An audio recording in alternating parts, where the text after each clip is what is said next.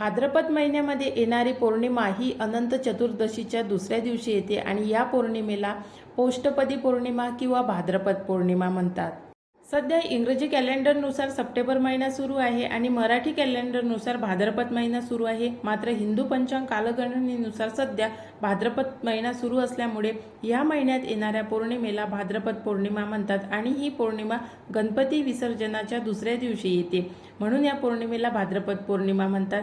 आणि यावर्षी ही पौर्णिमा 29 सप्टेंबरला आलेली आहे आणि या पौर्णिमेच्या समाप्तीनंतर सुरू होते पितृपक्ष किंवा श्राद्ध पक्ष आणि कॅलेंडरनुसार याला महालयारंभ सुद्धा म्हटलेला आहे. तर नमस्कार मंडळी, विभूती दर्शनमध्ये तुमचे सर्वांचे स्वागत आहे. आजच्या व्हिडिओमध्ये आपण संपूर्ण भाद्रपद महिन्यातील पौर्णिमेचे महत्त्व, त्यासोबतच अनंत चतुर्दशी म्हणजे गणपती विसर्जन आणि पौष्टपदी पौर्णिमेचे पूजन कसे करायचे, त्यानंतर कोणत्या देवी देवतेचे पूजन करायचे आणि आपल्या पितृंना शांत करण्यासाठी म्हणजेच पितृदोष नाहीसा करण्यासाठी या दिवशी पौष्टपदी पौर्णिमेच्या दिवशी आपण पूजा कशी करायची आणि कोणते उपाय करू शकतो याची संपूर्ण माहिती तुम्हाला आजच्या व्हिडिओमध्ये मी देणार आहे. त्यामुळे व्हिडिओ शेवटपर्यंत बघा. चॅनलवर नवीन असाल तर चॅनलला सबस्क्राईब करा, बेल आयकॉनला प्रेस करा. व्हिडिओ जास्तीत जास्त लोकांपर्यंत शेअर करून व्हिडिओला लाईक करायला अजिबात विसरू नका. आणि सोबतच तुमचे जर काही प्रश्न असेल किंवा तुम्हाला काही कमेंट्समध्ये विचारायचं असेल तर ते सुद्धा तुम्ही मला विचारू शकता.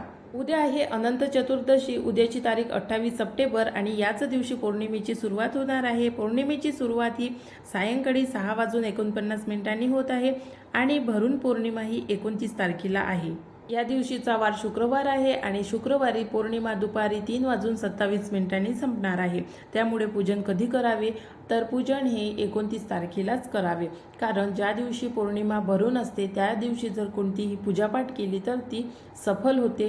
कारण 28 तारखेला पौर्णिमा ही सायंकाळी लागणार आहे. त्यामुळे संध्याकाळची जर पूजा तुम्ही ठेवत असाल तर ठीक आहे, नाहीतर शक्यतोवर पूजा ही सकाळी केल्या जाते. त्यामुळं पौर्णिमेच्या दिवशी म्हणजे 29 तारखेला जर तुम्ही सकाळी पूजन केलं तर ते अधिक फलदायी राहणार.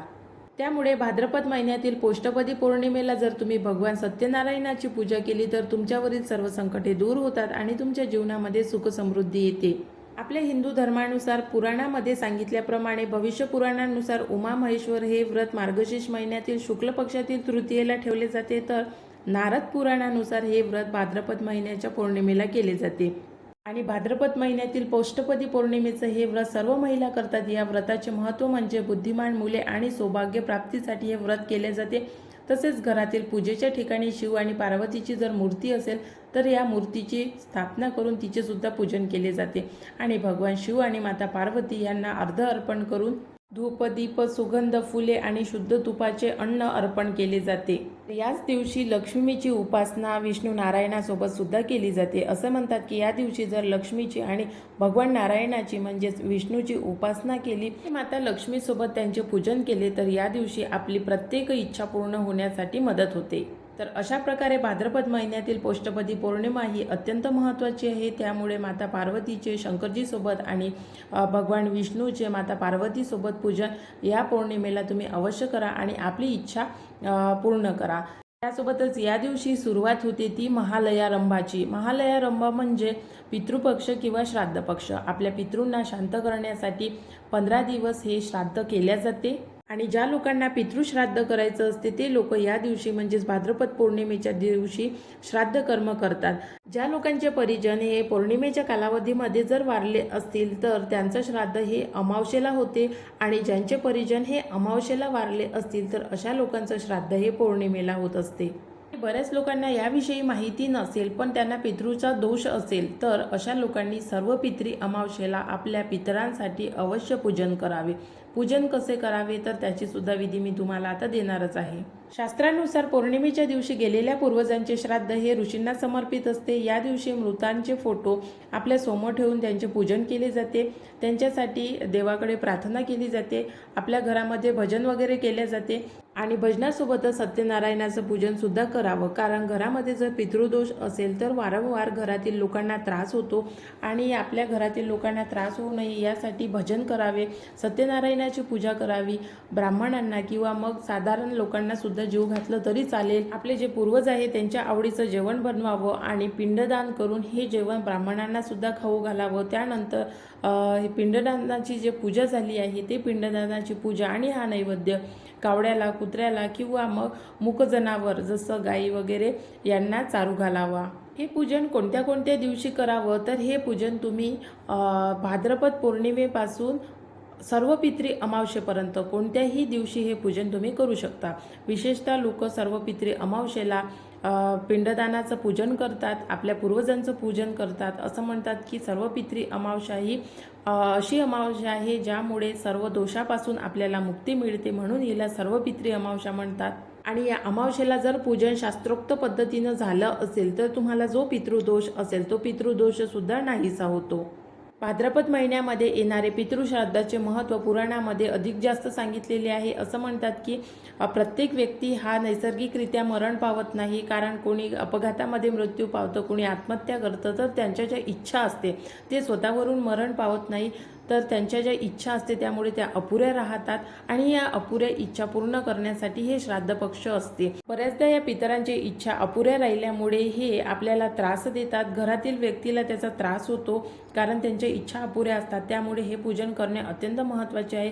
सोबतच या पितरांच्या पूजनामध्ये पिंडदान करणे महत्त्वाचे आहे। पिंडदान हे नदीच्या किनाऱ्यावरच झालं पाहिजे, घरी हे पूजन करू नये आणि पूजन हे शास्त्रोक्त पद्धतीनं झालं पाहिजे। त्यामुळे एखाद्या ब्राह्मणाला सांगून हे पूजन करावं आणि ब्राह्मणाला सांगायची इच्छा नसेल तर ज्या व्यक्तीला पिंडदानाचं पूजन करता येते अशा व्यक्तीकडूनच पिंडदानाचं पूजन करून घ्यावं, कारण शास्त्रोक्त पद्धतीने आणि मंत्रोच्चाराने हे पूजन केल्यास आपल्याला पितरांचा त्रास होणार नाही आणि जर हे पूजन शास्त्रोक्त पद्धतीने झालं नाही तर आपल्याला पितरांचा त्रास होऊ शकतो आणि त्यांच्या इच्छासुद्धा अपुऱ्या राहू शकतात। त्यामुळे पितृंच्या आत्म्याला शांती प्राप्त होण्यासाठी आणि त्यांच्या ज्या अपुऱ्या इच्छा आहे त्या पूर्ण होण्यासाठी, पितरांची इच्छा तर पूर्ण होऊ शकत नाही, पण आपण त्यांचे पूजन करून देवाकडे प्रार्थना करून त्यांच्या ज्या इच्छा राहिलेल्या आहेत त्या इच्छेमधून त्यांचं मन काढू शकतो।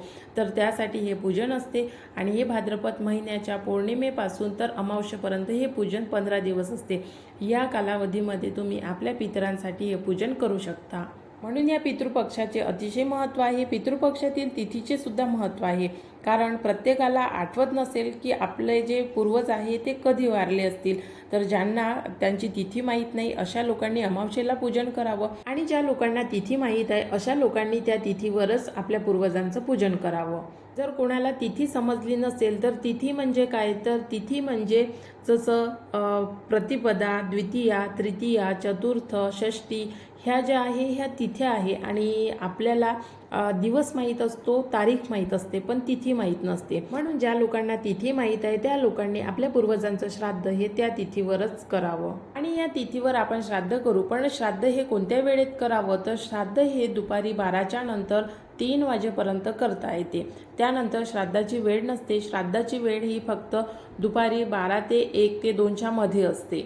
त्यामुळे श्राद्ध करते वेळी वेळेचं सुद्धा भान ठेवावं, कारण 12च्या नंतरचा जो वेळ असतो तो आपल्या पितरांचा असतो। त्यामुळे 12 ते 2च्या मध्येच श्राद्ध संपूर्ण शास्त्रोक्त पद्धतीने व्हायला हवं आणि पिंडदानासहित हे पूजन व्हायला हवं। आणि आपण जो आपल्या पितरांसाठी नैवेद्य बनवतो तो नैवेद्य कावड्यांना किंवा मग मुक्या जनावरांना खाऊ घालावा। शक्यतोवर धार्मिक मान्यतेनुसार पितृंना जे आपण अन्न देतो ते अन्न कावड्यांनीच ग्रहण करावं, पण बदलत्या परिस्थितीनुसार आता कावडे पण दिसत नाही, त्यामुळे हे जे अन्न आहे ते अन्न मग गाईला किंवा मग मुक्या जनावरांना, कुत्र्यांना खाऊ द्यावं। आणि जर पितरांचा खूप जास्त त्रास असेल तर अशा लोकांनी आपल्या घरामध्ये होम हवन करावं। होम हवन केल्यामुळे अग्निदेवता पितरांची जे आपल्याला जो त्रास असेल तो दूर करण्यासाठी मदत करते। तर आशा करते हा व्हिडिओ तुम्हाला आवडला असेल। व्हिडिओला जास्तीत जास्त लोकांपर्यंत शेअर करा, व्हिडिओला लाईक करा, चॅनलला सबस्क्राईब करा आणि काही प्रश्न असेल तर कमेंट्स करून सुद्धा विचारू शकता।